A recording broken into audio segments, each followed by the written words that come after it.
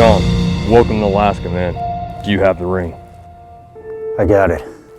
Good to know. We must go.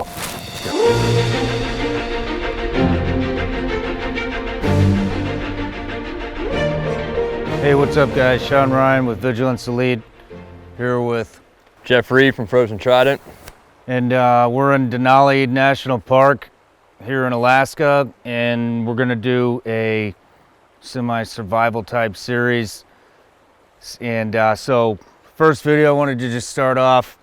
We kind of did some research and we were looking for things to do, and we wanted to kind of put some stuff out that I haven't seen in a whole lot of, either one of us have seen in a whole lot of anything, videos, magazines, books.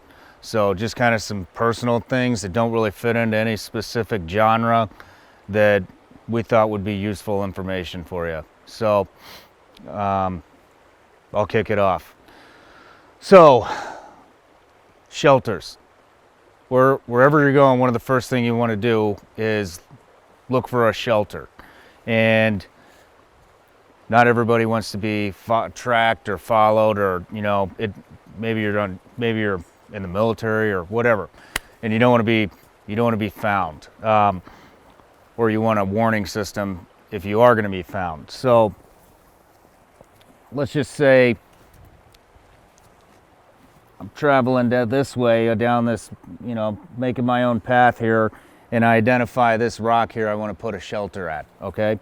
So rather than just going straight to the shelter, all right, what I want to do is if I know I'm going to build a shelter there, then I'm going to identify it, walk all the way past it, okay, and then kind of button hook it like this and come in from the back side. Then I build my shelter, and my vantage point is this way, so anybody who is tracking me or following me or whatever they might be doing has to walk right past my vantage point before they ever get to me. And then they'll come back around, and surprise, surprise, you'll be there to greet them with a big smile on your face. So yeah, so now let's talk about knowing where you're at, which way, north, south, east, and west out here. If you look around here, it's so vast, you can get turned around easy, and you can lose your bearing in which way north, south, east, or west is. The easiest way to know which way north is, and I use this all the time when I'm out there at night with the dogs, is wait for the night to come out, the stars will come out. Orion's belt, the belt goes east to west, and the sword points south. So that way you can look at their Orion's belt, sword points south, that way's north. That's the easiest way. There's no trying to figure out which star's north, and that gives you a bearing of which way north is, and you can use that to know where your backdrop is. So with us right now, we have this river behind us, and let's say we got spun around somewhere out here and we're trying to find our way back. We know there's a river heading south, stars come out, Orion's belt, boom, there it is, swords pointing south. I'm heading south, hitting that river, taking that river downstream till I hit Healy, Alaska. another thing, when people go out on these trips, camping and stuff like that, what's the first thing everybody does? They go and they buy themselves a brand new set of boots that they've never worn, and they don't break them in. So what's going to happen is you're going to develop hot spots when you're walking around, and you're going to get blistered up, and it sucks, but everybody does it. So if you don't break your boots in, all right, break them in, go on if you know you're going to do something like this, go, break them in, go on some hikes, go on some runs, whatever you need to do. And when when they develop those blisters, they make this stuff called moleskin, all right? Works real good. Just take your boot off, put this right over the top of it, and it doesn't like fall off like Band-Aids. If you put a Band-Aid on it, it's just gonna catch the wool in your sock and start to tear off. It's really not gonna do a damn thing for you. Especially if you get wet, if you start sweating, Band-Aids are gonna fall right off. Yeah. Another thing that works fine is duct tape. You don't have to bring a whole roll of duct tape, but you just roll it up into a little bitty roll, throw it in your go bag or whatever you got with you. And anytime you start getting a blister, just rip a little piece off and put it on your blister, and that's not coming off either. So foot care is huge out here. And the trick with this is catch it before it becomes a problem. If you start feeling that hot spot develop, don't wait until it becomes to the point where it's hurting you, to the point where you can't even walk. Nobody wants to be that guy that's holding up the rest of your party that's out hiking or whatever, but you're gonna hold them back more if you let that blister develop into something that now is a problem that you can't even go any further. Yeah. All right, guys, so let's talk about proper clothing out here, whether it's your socks, your shirts. What I recommend, hands down, is wool socks, wool shirt. This is my all-time favorite layer to wear. It is made from old military wool blankets, and it's made by Leicester River Bushcraft. You can go check them out on their Instagram and order it from their info page there. But yeah, this is the hands down the warmest layer that I own, and I wear this underneath my parka, and that is it. 40 below, this and my parka, that's all I got on. The wool's, I think, is wool the only material that'll keep you warm when you're wet, or the only natural? It's the only natural thing. You can get synthetics that will do pretty well too, but this is the only natural. Cotton, if it gets wet, you're screwed. Don't wear cotton in a situation like this. Yeah.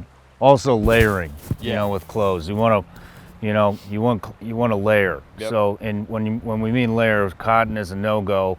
You want stuff that gets the moisture out quick, because you are going to start sweating. You're constantly going to be switching layers on and off. You know, you're going to want to block the wind. You know, all that kind of stuff you got to think about. So, yeah. Yeah, wool. Highly recommend wool. Bug spray. No matter where you're at, even all the way up here in Alaska, the bugs can get horrendous. Doesn't matter whether you're humping around the jungle in South America or you're humping around Denali National Park up here, all right? Alaska's state bird is known as the mosquito. They are pretty big up there. Yeah. You're not always going to want to sleep on the ground either, okay? And especially if you're down south. You want to get off the ground to get away from all the critters and shit like that. You got fire ants, you got all kinds of spiders and all that shit, so you might set a hammock up, right? Yep. A good way to keep those things best you can from getting to you, like especially when it comes to ants, is the cords on your hammock. Take this bug spray, put it on the cords, and then nothing's gonna, hopefully nothing is gonna slither or crawl into your hammock with you. They also make bug spray, a lot of people don't know this, but they make that bug spray that you actually put on your clothes before you go out, and then you don't really need this stuff. It's already in your clothes, as far as going on your body. Yeah. But this stuff's also flammable too. So if you're having a problem getting a fire going, this stuff could help you out. Yeah. Another thing people overlook is wild furs. Wild furs protect you in extreme cold better than the faux furs do. I have a beaver fur mitts with a Wolverine thumb on there. The thought process behind this is the beaver fur will keep you dry. Beavers spend most of their lives in water, and the fur they have is that keeps them dry. The same thing goes with whenever you harvest a beaver and you turn that into a mitt or a piece of clothing. That fur will keep you dry. It may freeze in extreme temperatures, but your hands will be dry. That's where the Wolverine fur comes into play. That's why my thumbs are made out of Wolverine fur. Even if they do get wet, the Wolverine fur will not freeze, so you'll still have your dexterity with your thumb. There's so much benefit in having wild fur out in extreme temperatures. You can't beat it. It's always good to travel with an extra pair of socks. You don't need a new pair of socks for every day of the week, but you do need to change them out. One way that's a good way to keep your socks dry or dry the pair that you got wet is just clip them onto your backpack when you're humping around. Let the sun kind of dry them out, let them evaporate out, and that's if it's not freezing weather out. Yep. But like right now would be great. Switch the socks out, just clip them onto your bag, hump around. When these ones are wet, hopefully these will be dry by that point. You got any other ways to dry them out? Yeah, like that? If you lay down for the night, you're in your sleeping bag. Put them in there with you. Put them in spots that your body heat will dry them out too. Also, in your spare sock, I always put foot powder in my socks and I put them in a plastic bag so they won't get wet, even if it's raining out. Foot powder is a good thing to always have on you, because whenever you do dry them out, I put foot powder in my socks, and then I'll tie them on there and they'll dry out. And when you put on your socks, the foot powder will keep your feet from sweating as much too. So that's a good thing to have. Sunglasses, all right, sunglasses get overlooked all the time. This actually happened to me, but as you can, I don't know if you guys can see those mountains back there, but once you get past that tree line and you hit the snow, the reflection of that sun is like twice as strong as regular UV rays are. So what happens when you break out of that tree line and you're getting, your regular UV, and then it's also bouncing off that snow like that, you get snow blindness. And so invest in a good pair of sunglasses if you're planning on summiting any mountains or anything.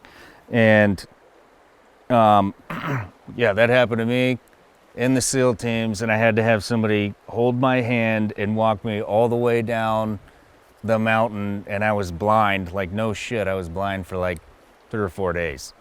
So is that how you first started holding hands with dudes? Yep, that was the first time. Yeah.